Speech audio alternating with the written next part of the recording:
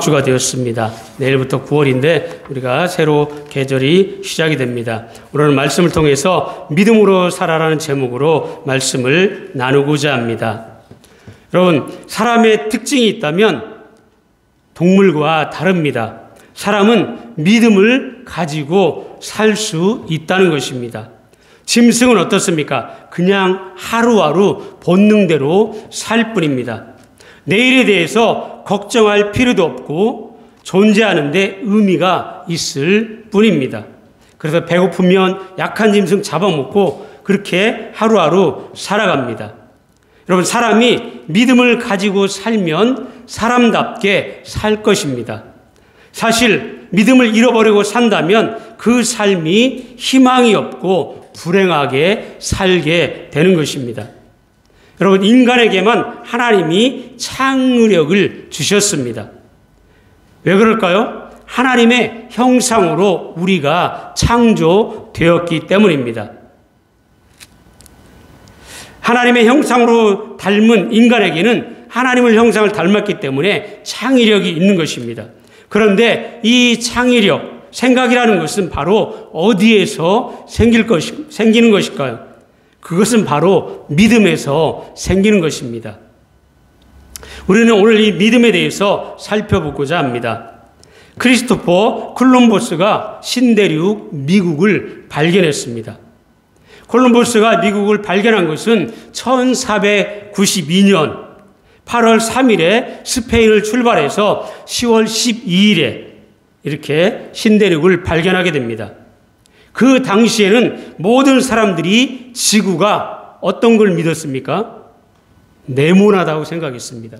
여기 밑에도 보면 지구가 저렇게 네모나다고 생각했습니다. 그래서 배를 타고 가면 끝에 가면 낭떠러지로 떨어져 죽는다 그랬습니다.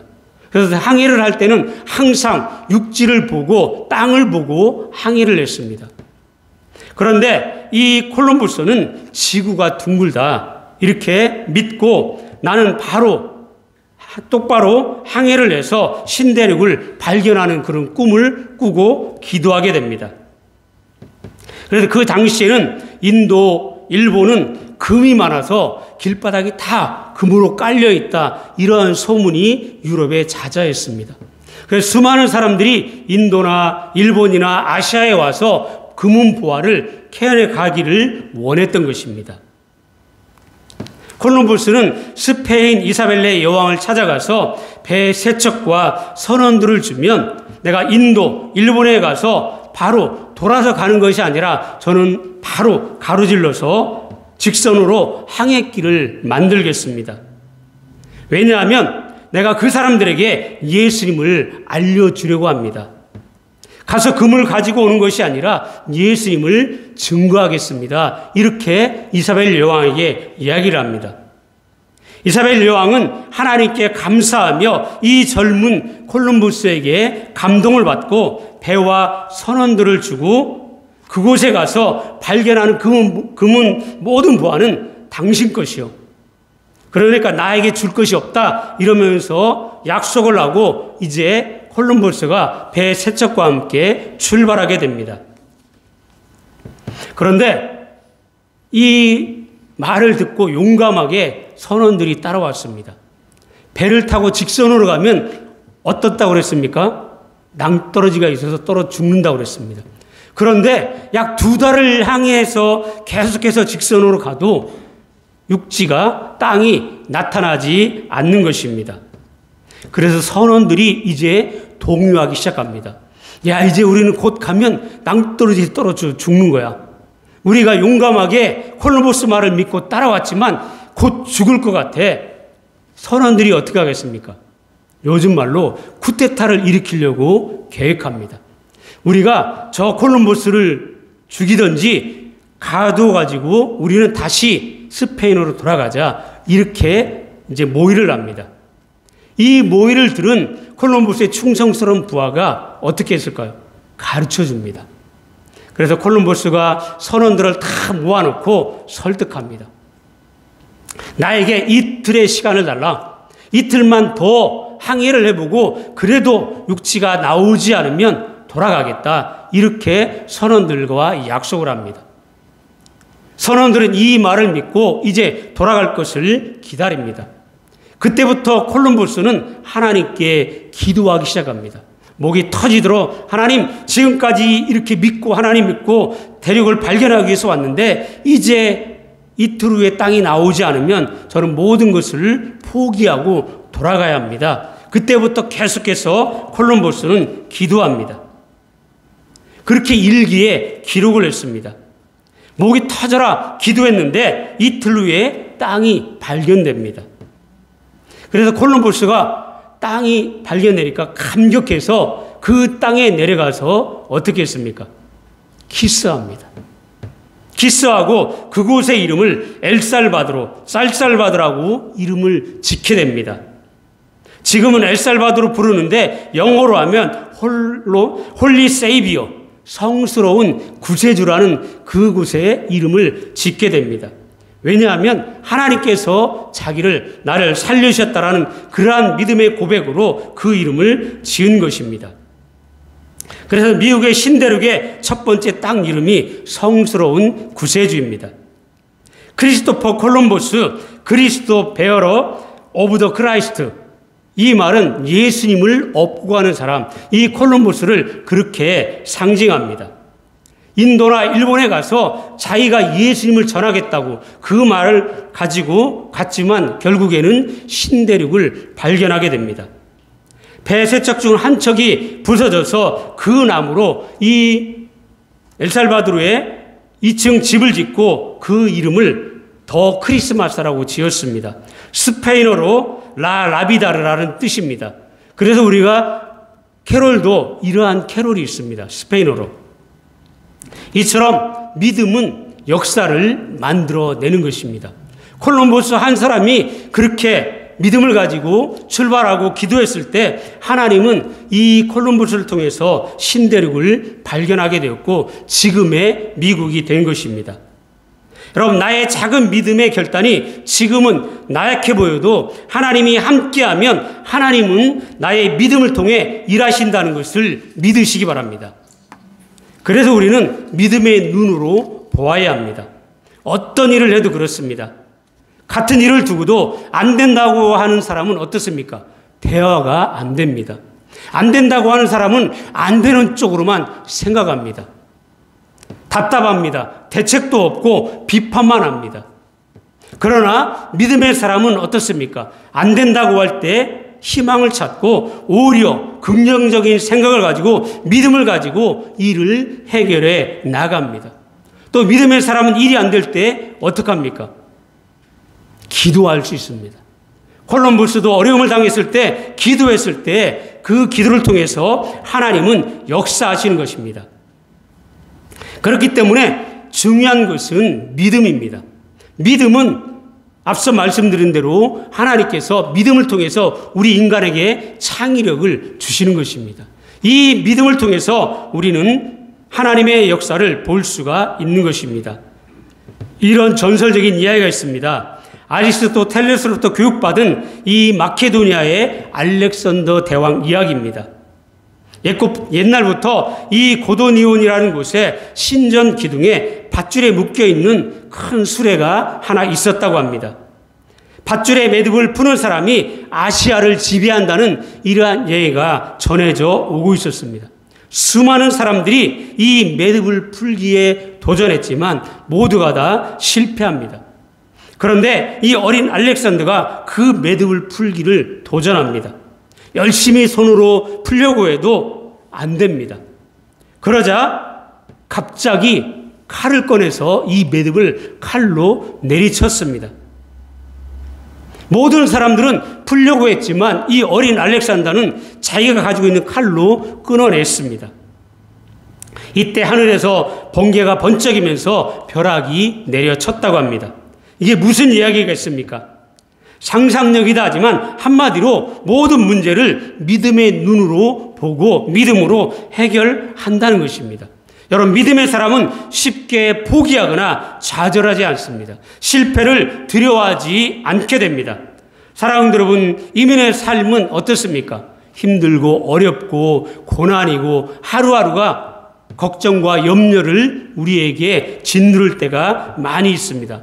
이러한 이러한 이민의 삶이라고 할지라도 믿음으로 살면 하나님께서 길을 열어주신다는 것을 믿게 되기를 주님의 이름으로 간절히 축원을 드립니다. 다시 말씀드리면 우리 믿는 자에게는 하나님께서 할 수 있는 힘을 주신 것입니다. 예수께서 말씀하시되 할 수 있거든이 무슨 말이냐? 믿는 자에게는 능히 하지 못할 일이 없다라고 말씀해 주셨음을 믿으시기 바랍니다. 그래서 그리스도인이건 믿지 않는 사람이건 그 믿음의 태도에 따라서 삶이 달라진다는 말씀입니다. 여러분, 하물며 우리 믿는 그리스도인이겠습니까? 우리 그리스도인을 가리켜서 성도, 믿는 자, 거룩한 사람이라고 말씀합니다. 그렇기 때문에 살아있는 저와 여러분은 어떻습니까? 믿음을 가지고 살아야 하는 것입니다. 만일 우리가 그리스도인이라고 하면서 세상 사람들의 그 막연한 믿음에서 나오는 긍정적인 삶의 태도보다 우리가 못한 삶을 산다라고 하면 어떻게 우리를 믿는 자라고 그리스도인이라고 할 수 있겠습니까? 그렇다면 저와 여러분이 가진 이 믿음이란 어떤 믿음일까요? 여러분, 막연한 믿음이 아닙니다. 우리가 믿는 믿음의 근거는 전능하신 하나님을 믿는 믿음입니다. 천지를 말씀으로 창조하신 하나님을 믿는 믿음입니다. 또 하나님의 약속, 말씀을 믿는 믿음입니다. 또 하나님의 능력을 의지하는 믿음입니다. 여러분, 우리가 이 믿음 가졌다는 것을 기억하시고 이러한 믿음을 가지고 살아가시기를 주님의 이름으로 간절히 부탁을 드립니다. 사랑하는 여러분, 이제 우리는 생각해 보고 결단해야 합니다. 저와 여러분에게는 믿음이 있습니다. 부인할 수 없는 것은 어떻습니까? 우리가 예수를 믿었기 때문에 이 자리에 나와 있는 것입니다. 예수 그리스도의 십자가, 그의 피가 내 죄를 씻어주신 것을 우리는 믿고 있습니다. 그리고 내가 하나님의 자녀가 되었다는 것도 또 구원받았다는 것도 확실히 분명히 믿고 있습니다. 여러분, 이 믿음을 가지고 계십니까? 여러분, 이 믿음이 확고해야 합니다. 그런 자가 우리는 이런 고백을 할 수 있습니다. 갈라디아서 2장 20절에 말씀했습니다. 우리 갈라디아서 2장 20절 같이 한번 읽어보겠습니다. 시작. 내가 그리스도와 함께 십자가에 못 박혔나니 그런즉 이제는 내가 산 것이 아니요 오직 내 안에 그리스도께서 사신 것이라. 이제 내가 육체 가운데 사는 것은 나를 사랑하사 나를 위하여 자기 몸을 버리신 하나님의 아들을 믿는 믿음 안에서 사는 것이라. 아멘. 여러분, 하나님의 아들을 믿는 믿음 안에서 살아야 한다라고 말씀합니다. 우리는 이 신앙 고백을 확실히 할 수 있는 그리스도인이 되기를 주님의 이름으로 축복합니다. 그리고 또한 우리가 믿는 것이 있습니다. 바로 성경, 하나님의 말씀입니다. 말씀대로 살면 어떻습니까? 복을 받습니다. 말씀대로 살면 하나님께 사랑을 받고 하늘의 땅 위에 권세를 가지신 예수님의 능력을 힘입어서 이 땅의 그 어떤 어려움도 극복해낼 수 있는 것입니다. 그러나 우리가 이것을 믿기는 믿지만 말씀대로 살지 못하는 것이 우리의 연약함입니다. 말씀대로 살지는 못하지만 분명히 믿기에 우리는 그 하나님의 은혜를 받기 위해서 오늘 또 이 자리에 나와 있습니다. 그런데 야고보서에 보면 야고보는 우리에게 경고하며 말씀합니다. 행함이 없는 믿음은 그 자체가 죽은 것이다라고 말씀합니다. 또 야고보서 2장 6절에 보면 영혼 없는 몸이 죽은 것 같이 행함이 없는 믿음은 죽은 것이다라고 말씀합니다. 저와 여러분 모두가 믿음을 가지고 있습니다. 그런데 어떤 믿음을 가지고 있는지 한번 나 자신을 돌아보아야 합니다. 알기는 알고 믿기는 못해, 믿기는 믿지만 행함이 없으면 죽은 믿음이라는 것입니다. 믿음이 아무리 좋다 한들 죽은 믿음 붙들고 있으면 여러분 아무런 능력, 아무런 은혜, 어떤 권력, 어떤 권능도 나타나지 않는 것입니다.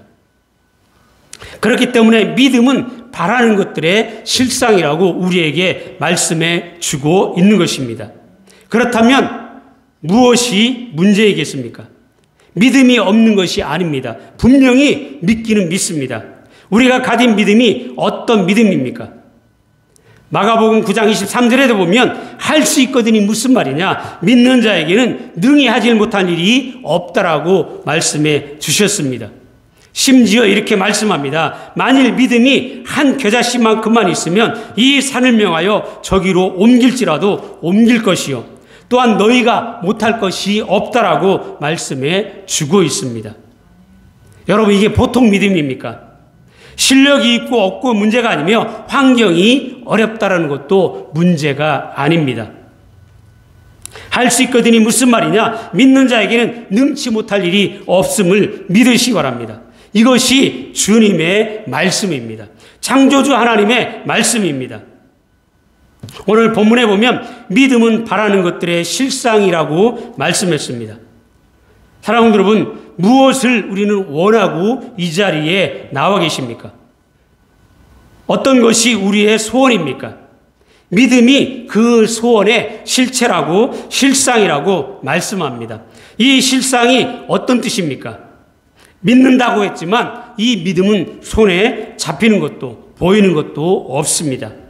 도대체 우리는 무엇을 보고 실상이며 무엇을 보고 증거라고 할 수 있느냐는 것입니다. 이 말을 헬라의 원문을 지각하면 믿음은 내가 소원하고 바라는 것들의 실상이라는 것입니다. 실체라는 것입니다. 그런데 여기에서 실상이라는 단어는 휘포스파타시스라는 말인데 우리말로 하면 그냥 실체, 본질 이런 뜻으로 번역이 되어 있습니다. 그래서 이 말은 소유주가 써준 법적인 증거 문서라는 그러한 뜻을 가지고 실상이라고 말씀합니다. 그렇기 때문에 믿음은 소유주, 하나님께서 써준 법적인 증거 문서라는 것입니다.